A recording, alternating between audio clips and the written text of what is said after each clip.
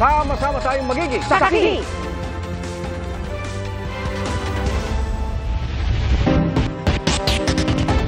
Iga naharap muli sa reklamong isang pribadong ospital sa Valenzuela City dahil ayaw umano palabasin ang mga pasyenteng hindi pa bayad sa kanilang bill.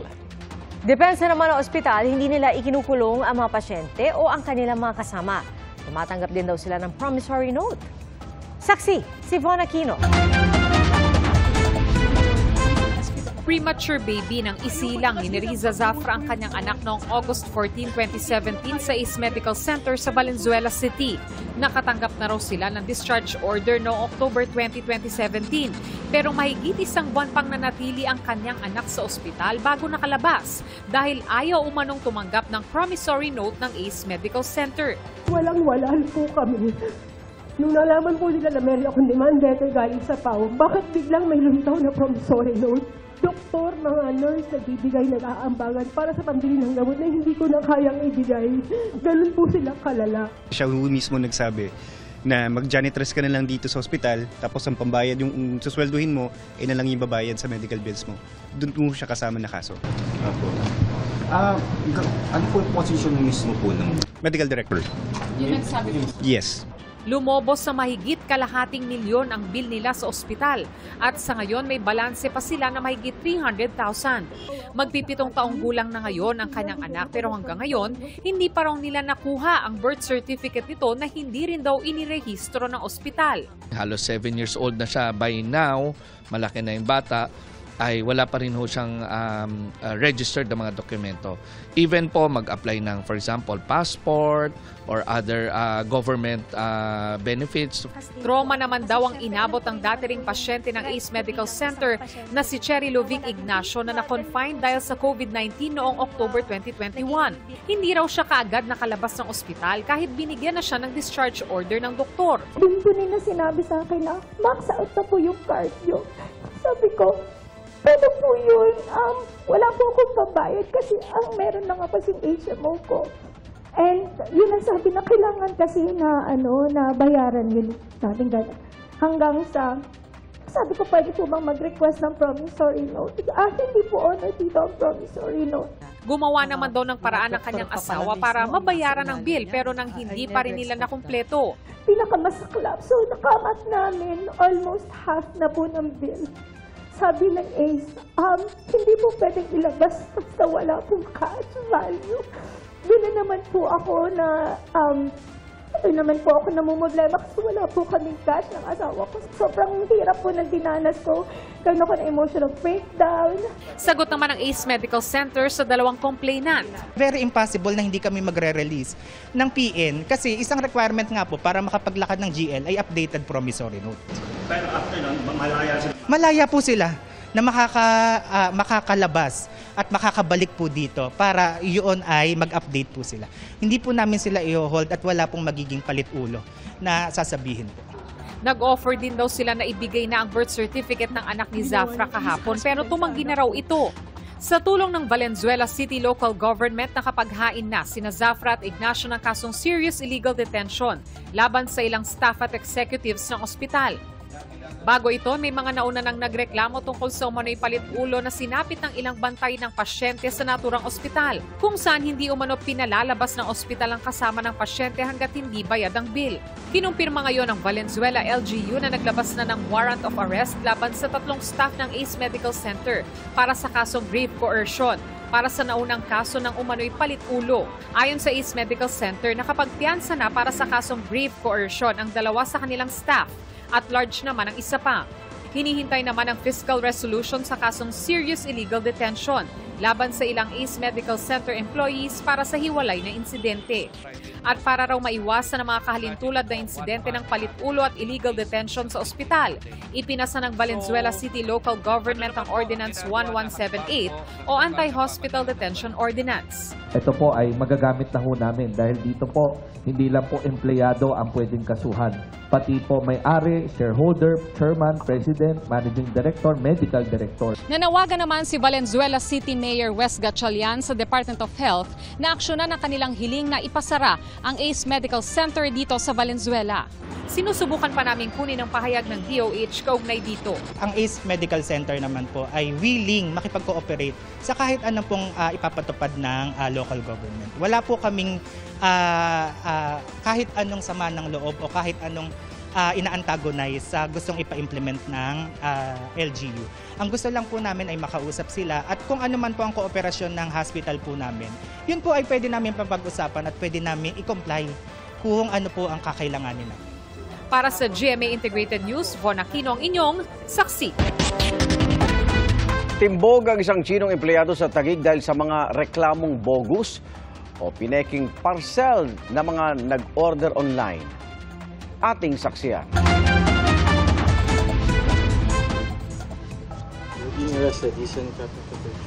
Sa mismong pinagtatrabawang delivery service company sa Taguig, dinakip ng mga tauhan ng NBI Organized and Transnational Crime Division ang isang lalaking Chinese.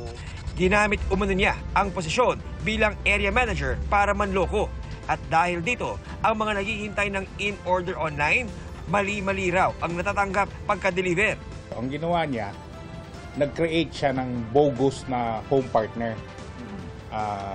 Pinangalan sa isang Pilipino. Pero actually, hindi nag-i-exist yun. Doon niya dinadivert yung mga parcels, nagdo-double order o nag-ano siya ng mga fraudulent orders. Tapos, di ba karamihan maraming reklamo na yung nare-receive nilang package ay hindi tama or wrong items, yung iba bato pa. Halos 4 na milyong piso raw ang lugi ng delivery company dahil sa modus. At tingin ng NBI at ng employer ng suspect, may kasabwat pa siya. Because most of the time when he's in the office, he can't pack the bogus parcels, diba? So there has to be someone else out there helping him to pack the parcels to send it out. Tumangging magsalita sa harap ng kamera ang banyagang suspect na naharap sa mga reklamong qualified theft, money laundering, computer-related forgery at paglabag sa Device Access o Republic Act 8484. Sa mga mahilig mag-order online, payo ng kinatawan ng delivery service company, kunin ang pangalan, contact details at kumpanya na magdi-deliver tuwing tatanggap ng package. Mag-ingat sa pagbili ng mga palindang ibinibenta ng bagsak presyo. Kapag nabuksan na ang parcel at nakuha ang laman, burahin ang mga detalye nyo sa package bago itapon ang lalagyan. I know Filipinos love CODs, cash on delivery, but that's actually creating a temptations for people to do bogus parcels, to actually, or even the couriers making fake delivery just to run away with the money. So I would strongly suggest if you can do online payment. Yung mga buyer natin, pag may na-receive silang package na hindi naman tama o mali, ireklamo nila kagad para magiging aware mismo yung kumpanya at mag-conduct sila kagad ng investigation. Para sa GMA Integrated News, John Consulta ang inyong saksi. Hinarang sa airport dahil sa cellphone sa bagahe. Yan pong ikinagalit ng isang pasahero sa Clark International Airport. Ang nag-viral na insidente sa pagsaksi ni June Veneracion. Isang galit na pasahero sa Clark International Airport ang makikitang kinukumpronta ang mga tauhan ng Bureau of Customs. Sinasabat yung yung padala mo. O anong tawag dito? I-hold lang kayo. I-hold. Sabi ng pasahero, hinarang siya ng mga taga-customs dahil sa dala niyang mga cellphone sa carry-on luggage. Yung phone pong yun, nire-box lang po. Second hand, tapos nire-format, tapos rene-box. Pero matapos makipagtalo, pinayagan din naman daw siyang makaalis at dala ang kanyang mga gamit. Kung alam mo po na tama ka, ipaglaban mo. Sa kanyang pakikipag-usap sa mga opisyal ng customs sa Clark, paliwanag niya, 100,000 yan, ang sabi po niya. Tapos, ang limit daw po is 10,000 pesos lang. Sabi ko po, padala lang ito. Tapos, ang sabi po niya, bawal daw po ang magpadala. Kasi daw po, ako daw po ang nakapirma. Sabi ko po, yung iPhone na to, hindi po to 100,000. iPhone 12 lang po to. Tapos, ako po ang bumili nito online. Kasi po, yung nagpadala po kasi, pinautang ko, gamit po yung credit card ko. So ako po ang bumili. Ang nangyari, kanyang ipinost sa social media at agad nag-viral. Sa incident report ng Port of Clark na ibinigay ng isang source, dumating ang pasahero sa Clark International Airport noong May 3. May mga nakita raw na selyadong cellphone sa carry-on luggage ng pasahero, kaya kinailangan ng examination.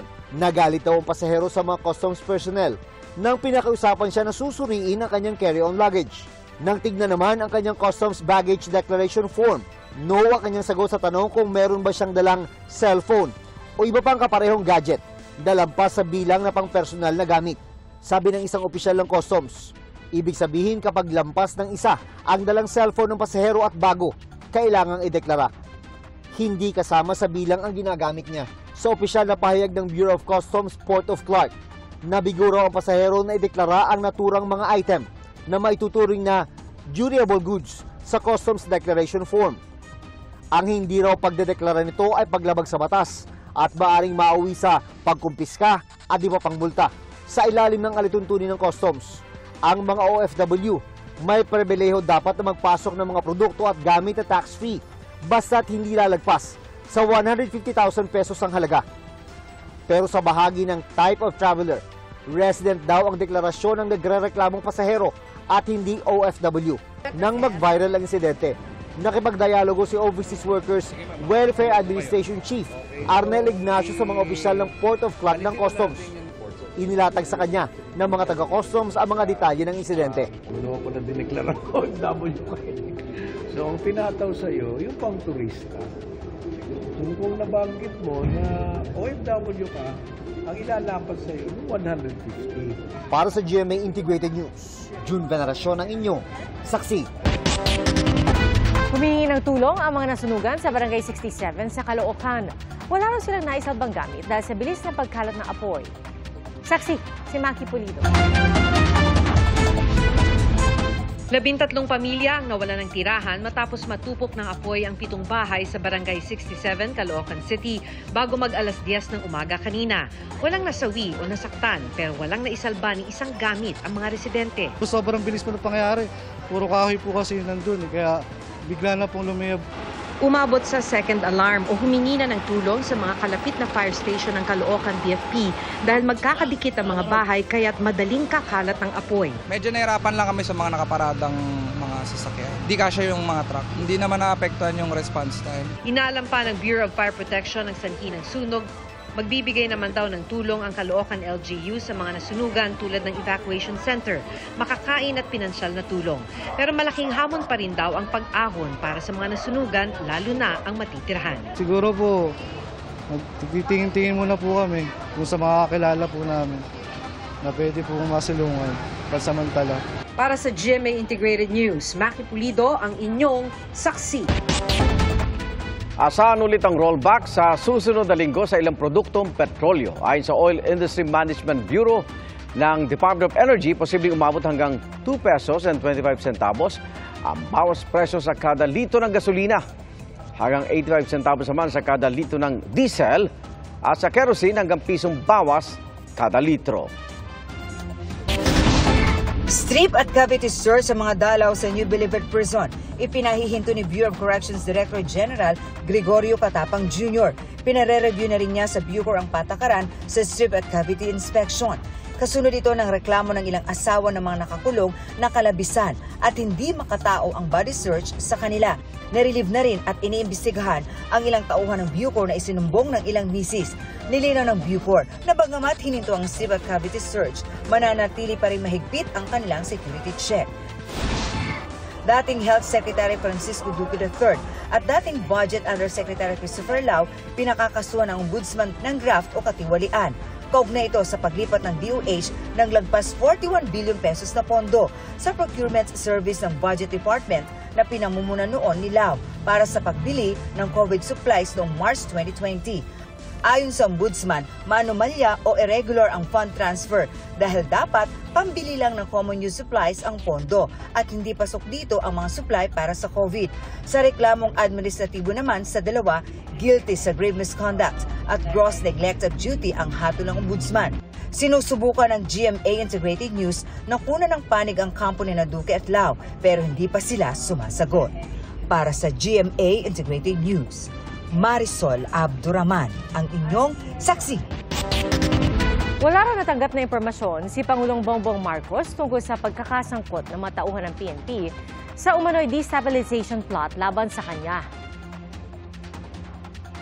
Wala kami report na interacts. Yung mga retired, baka meron na mga sumasama sa mga discount ang ginagawa.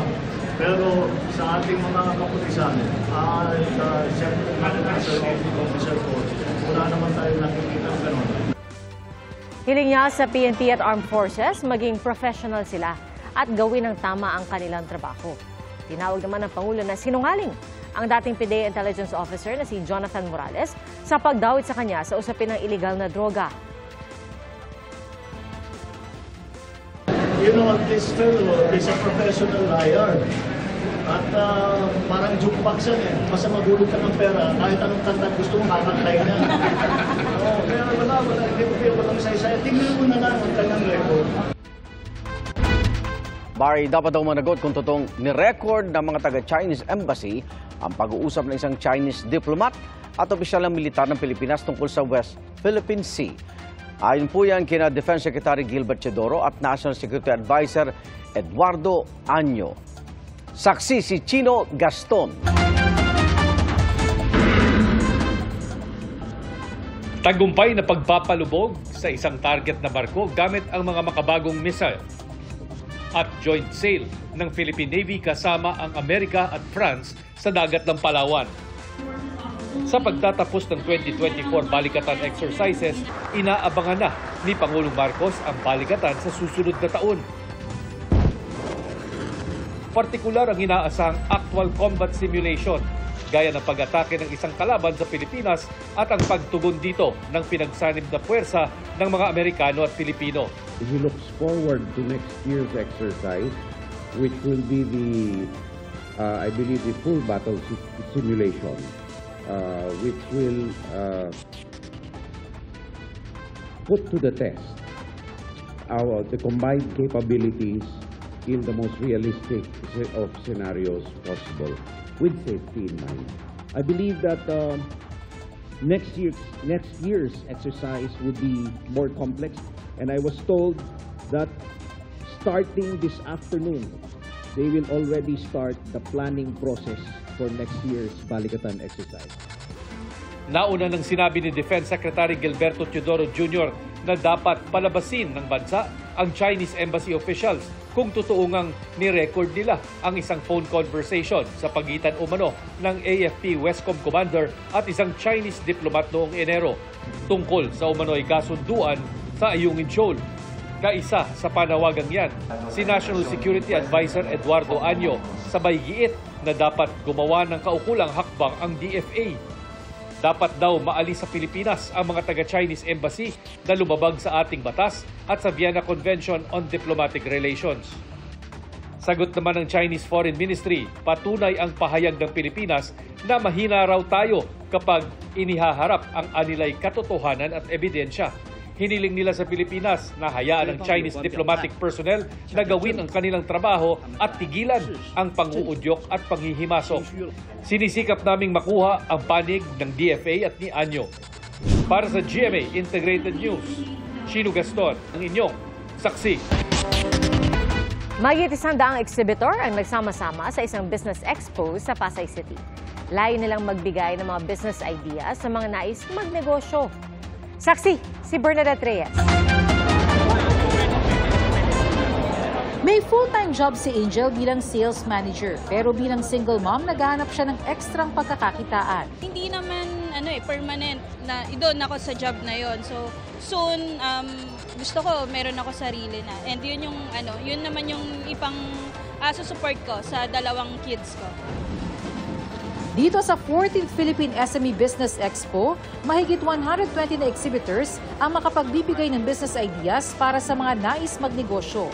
Si Marga halimbawa, humina ang clothing business noong magsimula ang pandemic, pero nakaisip na magnegosyo ng home and personal care products. Ngayon nagsusupply na siya ng kanyang mga produkto sa mga hotels. You can start as small as 5,000 pesos. Kasi our products are like the soap, it's only 165, the hand soap 200 ml, the lotion 185, the candles 450.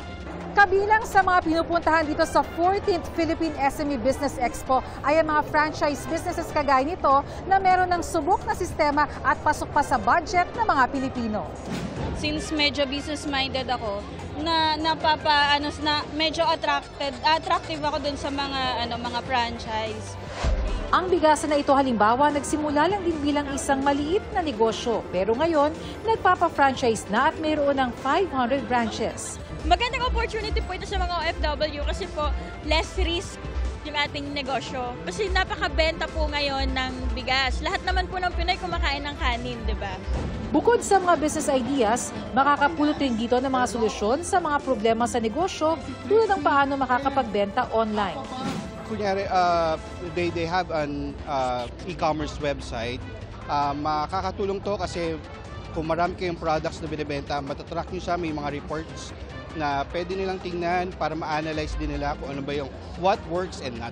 Our main goal is to provide a platform for businesses to showcase their business solutions and at the same time to encourage the aspiring entrepreneurs, business owners, companies to gather in this event, look for different ways on how they can grow. Para sa GMA Integrated News, Bernadette Reyes ang inyong saksi. Naghain ng reklamong cyber libel sina Sharon Cuneta at Kiko Pangilinan laban sa showbiz columnist at host na si Christy Fermin. Masama na raw ang epekto ng mga pahayag ni Fermin laban sa kanilang pamilya. Saksi, si Nelson Canla. Even my children have suffered and sama ng loob nila. We've been off social media partly because of this. Ito ang pahayag ni Sharon Cuneta habang naluluha matapos niyang mag-file pati ng kanyang asawang si former Senator Francis Pangilinan ng reklamong cyber libel laban sa kolumnista at host na si Christy Fermin. Naging mapanira na raw kasi ang mga naging pahayag ni Fermin sa kanyang online show at mga kolum na nagkaroon ng masamang epekto sa mag-asawa at kanilang mga anak. Yes, we are public figures, but we also have rights. Because ang daming nagsasabi, hindi, pag public figure kayo, dapat tiisin ninyo yung mga pagsisinungaling at paninira. But that's not the case. In fact, we also have private rights. Lalo na when the matter is not of public interest, meaning it's a personal issue, personal family matters and concerns. Giit pa ni Megastar, masakit sa kanyang kalooban ang magsampa ng reklamo laban sa itinuring niyang kaibigan. So I reached out to her and for a while I had so much affection for her kasi feeling ko tanda na natin, tanda ko na. I was looking only for good points in people. And then after a while, parang suddenly I was shocked kasi konting lalabas, parang hinusgahan ka agad, di ka man tinanong. It's there's so much unfairness also. People only see kasi yung surface, di ba? Dagdag pa ni Sharon, samot-saring masasakit na malisyoso at mapanirang pahayag ang lumabas sa loob ng 4 na dekada na kanya raw tiniis. Pero nang nakita na niyang nasasaktan ng kanyang mga mahal sa buhay, nagdesisyon na siyang magreklamo. Inalagaan ko yung pangalan ko ng 46 years. Magandang palaki sa akin ang magulang ko. At higit sa lahat, sabi nung 3 anak ko, mabuti akong ina. So napakasakit sa akin, napaka-patong-patong. Tugon ni Fermin sa kanyang YouTube show na Christy Per Minute kanina, "Don't shoot the messenger." Kasama raw sa kanyang trabaho ang mga ganitong kaso at naiintindihan niya kung saan nanggagaling ang reklamo. Pero hindi pa raw siya makakatugon sa mismong reklamo dahil hindi pa nakakarating sa kanya ang kopya nito. Para sa GMA Integrated News, Nelson Canlas ang inyong saksi. Mga kapuso, posibleng maulit ang thunderstorms ngayong weekend. Yan po ay sa kabila pa rin ng mainit na panahon sa malaking bahagi ng bansa. Sa forecast ng Pag-asa, aabot hanggang 46 degrees Celsius ang pinakamataas na heat index sa Virac, Catanduanes. May ilang lugar ding makakaranas ng 44 at 45 degrees Celsius. Nasa 42 hanggang 43 degrees Celsius naman sa mahigit 20 pang lugar. Kahit mainit, mataas pa rin ang tsansa ng ulan sa ilang bahagi ng bansa, lalo na bandang hapon. Nasa danger level din ang init sa ilang lugar sa Linggo, Mother's Day. Base sa datos ng Metro Weather, posibleng ulanin ngayong weekend ang Northern at Central Luzon, ang Mimaropa, Bicol Region, pati ang malaking bahagi ng Visayas at Mindanao, lalo na sa linggo ng hapon. May malalakas na ulan na posibleng magpabaha o magdulot ng landslide. Sa Metro Manila, nasa pagitan ng 40 hanggang 42 degrees Celsius ang heat index ngayong weekend. Pero maghanda pa rin sa mga localized thunderstorm gaya ng naranasan kanina.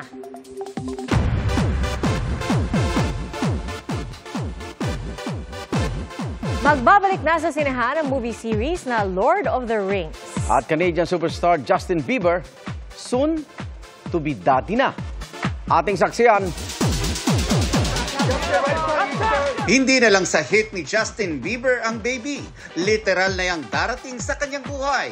Magiging daddy na si JB dahil preggy ang kanyang misis na si Hailey.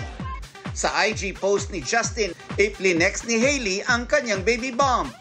Tila may renewal of vows ding naganap base sa in-upload na video. 6 months na ring buntis si Hailey ayon sa kanyang publicist. Hindi pa pala tapos ang Middle-earth saga. Inanunsyo ng Warner Brothers na may nakapilang 2 bagong Lord of the Rings movie. Magbabalik bilang Gollum si Andy Serkis. At siya rin ang magdidirect ng una sa 2 pelikula na may working title na Lord of the Rings, The Hunt for Gollum. Para sa GMA Integrated News, Nelson Canlas ang inyong saksi.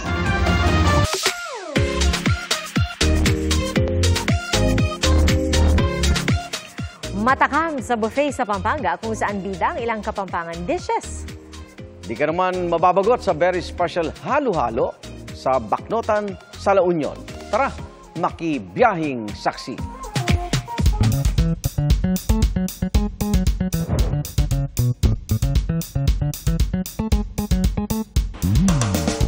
Surf's Up sa La Union. Pag sinabi kasing LU, top of mind ang beach at ang dagat na palaruan ng mga mahilig mag-surf.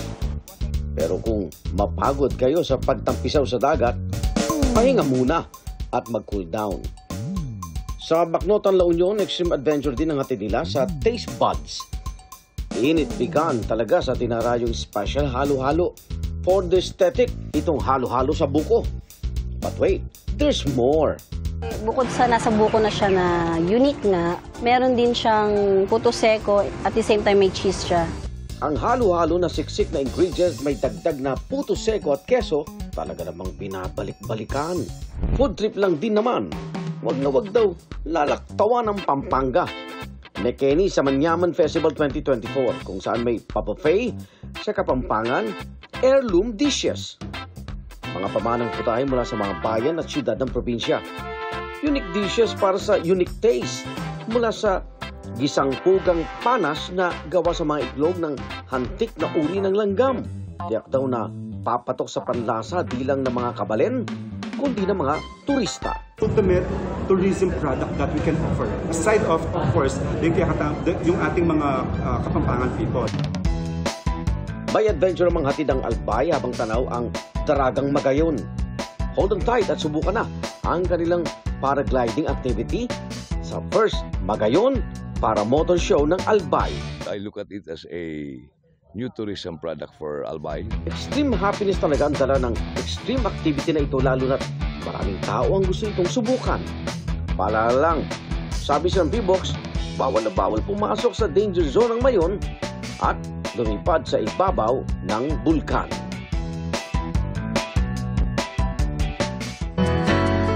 Mother's Day na sa linggo, kaya babatiin ko ang ating kasamang si Pia Arcangel. Happy Mother's Day, Pia. Thank you. At syempre sa lahat ng mga butihing ina, happy Mother's Day din po sa inyong lahat. At ito, kabilang isang babaeng may kapansanan sa mga nanay na binibigyang pugay sa paparating na Mother's Day. Ang isang nanay naman, inalala ang sariling ina sa bawat inihahaing pagkain. Ating saksihan. Bulaklak ba o tsokolate ang ibig ibigay kay nanay sa paparating na Mother's Day? Do not worry, pwede both. Ang mga donut na ito may chocolate glaze na may flower decor pa. Patok din ang iba pang flavors. At bukod sa design, pwedeng ipa-customize ang tamis ng dessert. Kung wari po, prefer po ni customer na mas less po yung sweetness, mas ninipis po yung glaze, mas kokontian ko po yung ginagamit ko po na icing sugar. Pamanang timpla sa pagkain ang isa sa ipinagpapasalamat ngayong Mother's Day ng negosyanteng si Evelyn. Ang business na putomaya at tsokolating sinimula ng kanya nanay, namamayagpag pa rin matapos ng 4 na dekada. Bukod kasi sa original recipe, ipinamana rin sa anak ang sipag at determinasyon.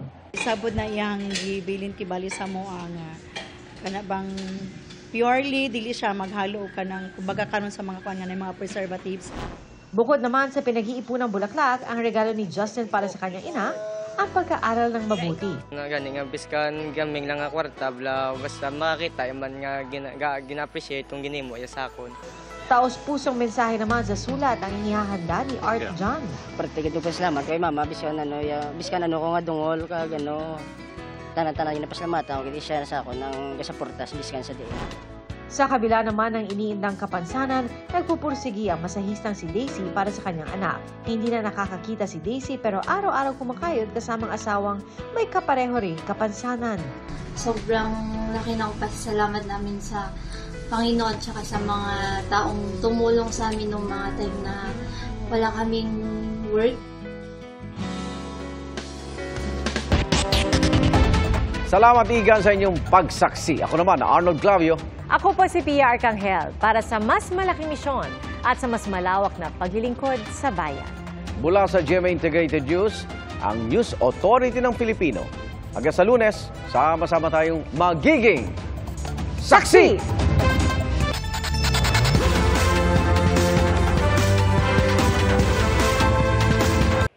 Mga kapuso, sama-sama tayong maging saksi. Mag-subscribe sa GMA Integrated News sa YouTube at para sa mga kapuso abroad, samahan niyo kami sa GMA Pinoy TV at sa www.gmanews.tv.